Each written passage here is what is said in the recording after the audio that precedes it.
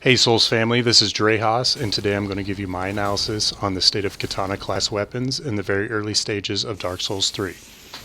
In the current state of the game, the Katana performs exceptionally well for those who can position themselves properly. They have fantastic reach, acceptable damage, and strong weapon arts.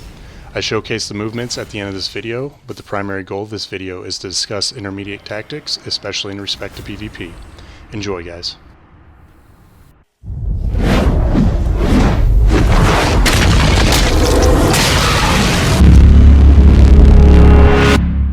First up is the Uchigatana. The Uchi is Dark Souls 3's baseline katana. It can be attained very early on as a drop from killing the Swordmaster, aka Johnny Katanas. Johnny can be a pain in the ass, but is quite susceptible to parries. Once upgraded, the Uchi scales with a D in strength and a C in dexterity. Two infusions to note are Crystal and Lightning, in which it scales with an A in Intelligence for Crystal and an A in Faith for Lightning, making it a strong choice for elemental builds. The general strategy for katanas is to land a series of pokes and pull out before your opponent can hit you back. Both the Uchi's running attack and the weapon art slash have desirable range, giving you some freedom to spar. And unlike Dark Souls 2, katanas no longer seem to excel at trading blows, so avoid trading if possible.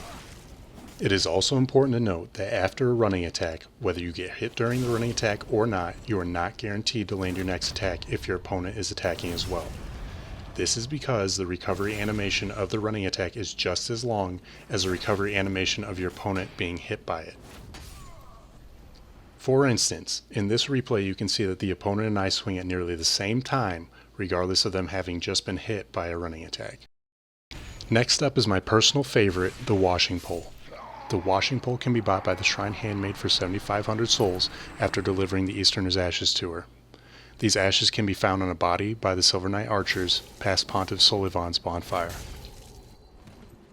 To sum up the washing pole, it is superb at poking.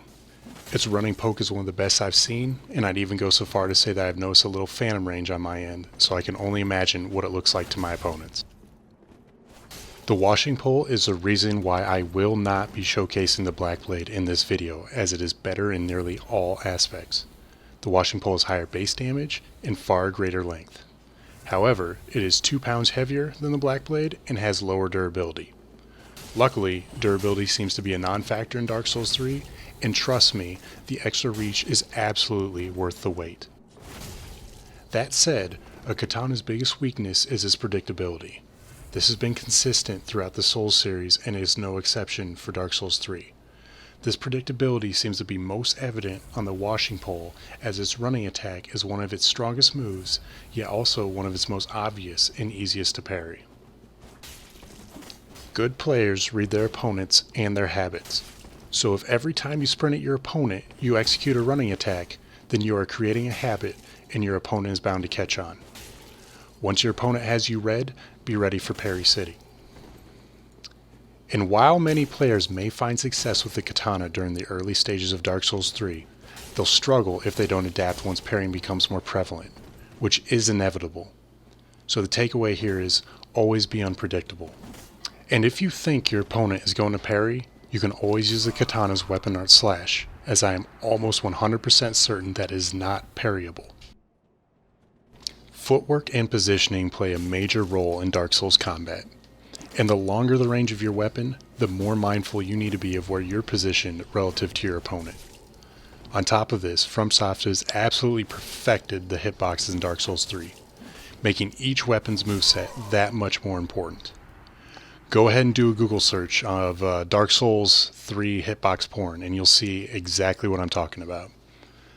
Luckily, the katana class weapons swing at a diagonal angle, making them one of the most reliable weapons for scoring a hit. I should also note that the washing pole's scaling and infusion grades are identical to the Uchi's. This again provides us with a strong candidate for elemental infusions and further adds to the versatility of the weapon.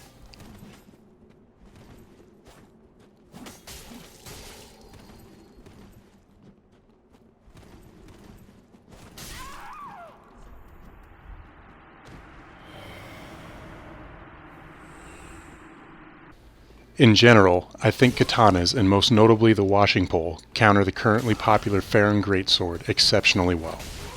Both the running attack and the weapon art slash give you the range you need to poke the user down even mid-combo. Now let's talk about parries. The katana's weapon art parry is best set up for two types of parries. Prediction parries, which are parries that anticipate when an opponent is going to swing at you, and setup parries, which also predict when an opponent is going to swing at you, but through intentional acts meant to entice your opponent to swing at you. An example of a setup parry would be intentionally swinging in front of your opponent and purposely missing to make them think that they have an opening to attack you, and then parrying when they take the bait. Reaction parries, or parrying in the moment as a reaction to seeing your opponent swinging, typically does not work out with the katana. Alright, well, I've covered everything I set out to for this video. Once I get the motivation, I'll tackle the katana breakdown part 2, but so far I've been pretty underwhelmed with the other katanas, Chaos Blade included. The rest of this video will be showcasing the fully upgraded base stats of every katana and all the basic katana movesets for those interested. Whether you're a novice or veteran Souls player, I hope this video helped you in some fashion, and I hope you're able to take something away to improve your play. Take care.